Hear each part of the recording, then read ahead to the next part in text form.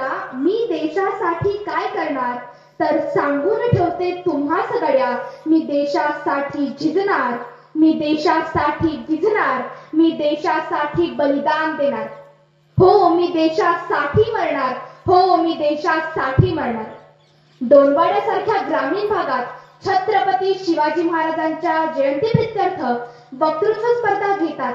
म्हणजेच येथील लोक जागरूक, सुज्ञ, विवेकी आहेत.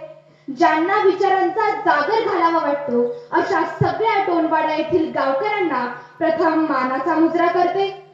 अध्यक्ष महाराज, परीक्षकगण, तसेच संयोजन समितीतील सगळे सदस्य आणि बालबालिका, मायमाऊल्यांनो, वडील थोर मंडळींनो, माझा कोड क्रमांक 17 आहे. तुमच्या समक्ष विषय ठेवते, मी देशासाठी काय करणार.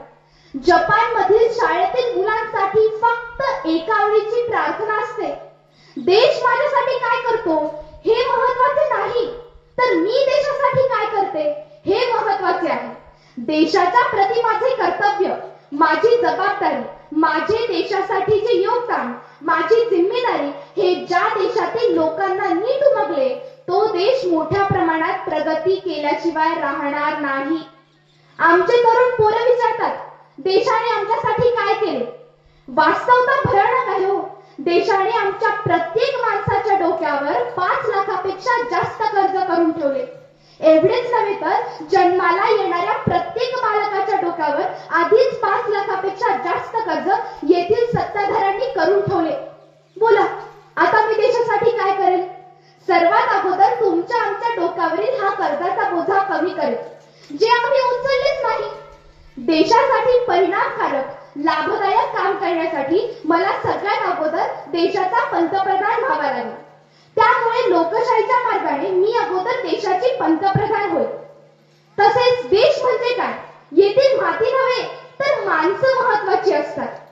तसेच उच्च नीचता, राज्य आणि राज्यभेद, जाती धर्मात, विकसित अविकसित, शिक्षित अशिक्षित, आहे रे नाही रे अशा यांच्यामध्ये निर्माण झालेला वाढता भेदभाव सुरुवातीला मी कमी करेल.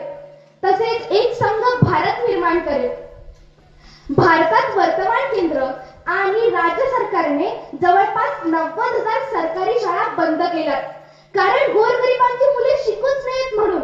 पण मी अगोदर त्या बंद केलेल्या शाळा पूर्ववत सुरू करेल आणि दुसऱ्या 90,000 सरकारी शाळा नव्याने सुरू करेल आणि त्यांचा दर्जा खासगी शाळेपेक्षा चांगला ठेवेल.